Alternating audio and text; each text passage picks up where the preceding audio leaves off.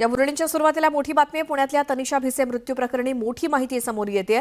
मृत गर्भवती महिला तनिषा भिसे यांच्या कुटुंबियांनी उपमुख्यमंत्री एकनाथ शिंदे यांनी दिलेली आर्थिक मदत नाकारली आहे. सुशांत भिसे यांनी ही रक्कम नाकारली असून एकनाथ शिंदेंच्या शिवसेना वैद्यकीय मदत कक्षाचं मंगेश चिवटे यांनी भिसे कुटुंबाची भेट घेतली. त्यांनी या कुटुंबाला आर्थिक मदत म्हणून 5 लाख रुपये देण्यात येत होते, पण ते भिसे कुटुंबियांनी नाकारलेत. ही आर्थिक मदत नाकारत त्यांनी आम्हाला पैसे नकोत, पण दीनानाथ रुग्णालयातील चुकीच्या लोकांवरती कारवाई करा अशी मागणी त्यांनी केली. तसंच यापुढे कधीही अशा घटना घडू नयेत यासाठी प्रयत्न करा अशी विनंती गर्भवती महिलेच्या कुटुंबियांनी केली.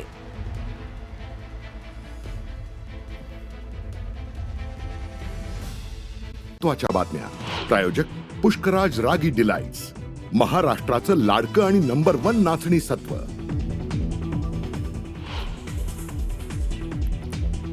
एसटी कामगारांना राज्य सरकारचा मोठा धक्का. मार्च महिन्याच्या पगारात 56% कपात, तर सरकारी निर्णयामुळे कर्मचारी वर्गात नाराजी. ई कॅबिनेट प्रणाली आणि मंत्रिमंडळ कामकाजाबाबत गुप्तता राखण्यासाठी सरकारकडून विशेष काळजी. मंत्र्यांसाठी 1 कोटींहून अधिक रुपयांच्या 50 आयपॅड्स खरेदीला मंजुरी. सामान्य प्रशासन विभागाकडून शासन निर्णय जारी. छत्रपती शिवरायांच्या अवमान प्रकरणी अटकेत असलेल्या प्रशांत कोरटकरला सशर्त जामीन मंजूर. कोल्हापूर सत्र न्यायालयाचा निकाल. कोरटकरची आज कोठडीतून सुटकेची शक्यता कमी. संतोष देशमुख हत्या प्रकरणी आज सुनावणी. बीड जिल्हा सत्र न्यायालयात सुनावणी होणार. तुम्हाला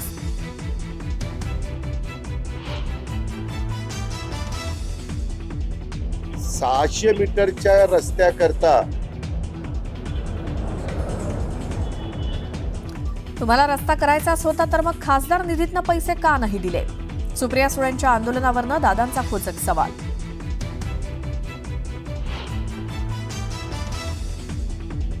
काँग्रेसनं फक्त वोट बँकेचं राजकारण केलं. वक्फ सुधारणा कायद्यावरनं नेटवर्क 18च्या रायझिंग भारत समिटमधनं अमित शहांचा हल्लाबोल.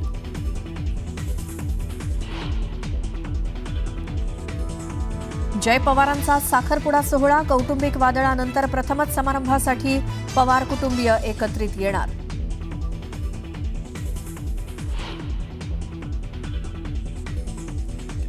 लातूरमध्ये ड्रग्ज फॅक्टरीचा पर्दाफाश. पोलीस कॉन्स्टेबलसह 7 जणांना अटक. 17 कोटींचं ड्रग्ज केलं जप्त.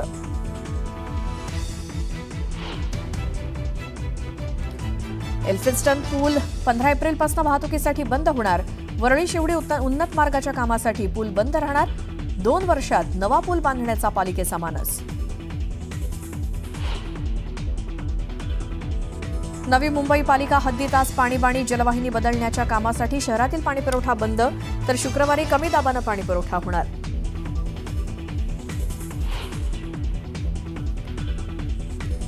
भर रस्त्यात वाहतूक थांबवून रील्स करणं दोघांना पडलं महागात. 2 रील स्टार विरोधात गुन्हा दाखल, तर गुन्हा दाखल होताच रील स्टारनं मागितली माफी.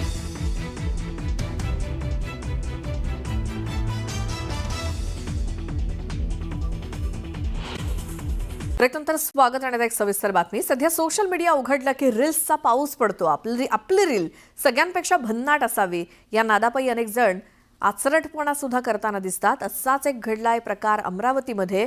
रील शूट करण्याच्या नादामध्ये या रीलबाजांनी अमरावतीतल्या मुख्य चौकांमधली वाहतूकच वेठीस धरली.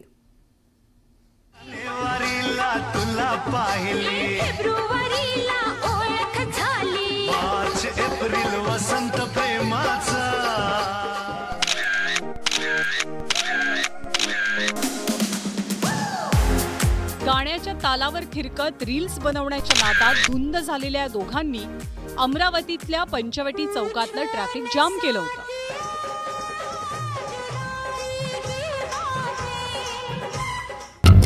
या महिलेसोबत ठुमके लगावणारे हे आहेत देविदास इंगोले आणि रील्सच्या नादात वाहतुकीला अडथळा आणल्याप्रकरणी पोलीस सध्या त्यांचा शोध घेतात. जास्तीत जास्त लाईक्स मिळवण्यासाठी आणि रील व्हायरल होण्यासाठी आपण नेमकं काय करतोय याचं भानही या दोघांना काही राहिलं नाही. रील शूटिंगच्या नादात या दोघांनी शेकडो अमरावतीकरांचा वेळ वाया घालवला. नियमांचं उल्लंघन केल्याप्रकरणी या दोघांवर आता कायदेशीर कारवाईचे संकेत दिले जात आहेत. तो व्हिडिओ आमच्यापर्यंत मिळालेला आहे. त्या व्हिडिओची आम्ही शहानिशा केलेली आहे. त्या व्यक्तीचा शोध घेतलेला आहे आणि लवकरच त्याच्यावर कारवाई करण्यात येईल. जी काय कायदेशीर असेल. त्याने तो वाहतुकीच्या ओघात सार्वजनिक ठिकाणी जो रील्स बनवला आहे ते कायदेशीर नाही आणि म्हणून त्याच्यावरती कायदेशीर कारवाई करण्यात येईल. अमरावतीच्या पंचवटी आणि राजकमल चौकात शूट झालेलं हे रील अनेकांच्या मोबाईलवरती पोहोचलं. रील शूट करणाऱ्या जोडीला आपल्या धांगडधिंग्यापायी अडवून ठेवलेल्या ट्रॅफिकची कोणतीच पर्वा दिसत नव्हती. त्यांच्या कृत्यावर अनेकांचा संताप अनावर झाला. हा व्हिडिओ थेट पोलिसांपर्यंत पोहोचला.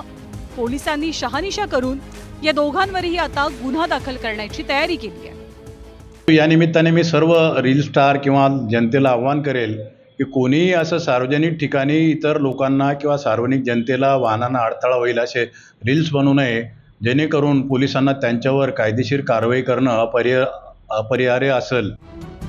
सोशल मीडियामुळे सध्या रील्स तयार करण्याची प्रचंड मोठी क्रेज दिसते. पण स्वतःच्या हौसेपायी किंवा आनंदापोटी आपण इतरांना वेठीस तर धरत नाही ना, याचा विचार रीलबाजांनी नक्कीच करायला हवा. Bureau report, news 18 Lokmat.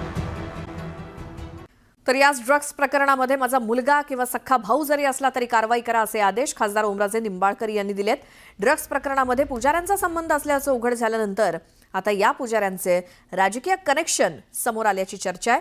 दरम्यान काही दिवसांपूर्वीच तुळजापूर ड्रग्ज प्रकरणात आरोपींबाबत फोटो व्हायरल झाल्याप्रकरणी खासदार ओमराजे निंबाळकर आणि भाजप आमदार राणा जगजितसिंह पाटील यांच्यात एकमेकांवरती आरोप प्रत्यारोप सुरू झाले होते. मात्र याच मुद्द्यावरून आता खासदार ओमराजे निंबाळकर यांनी हे भाष्य केलं.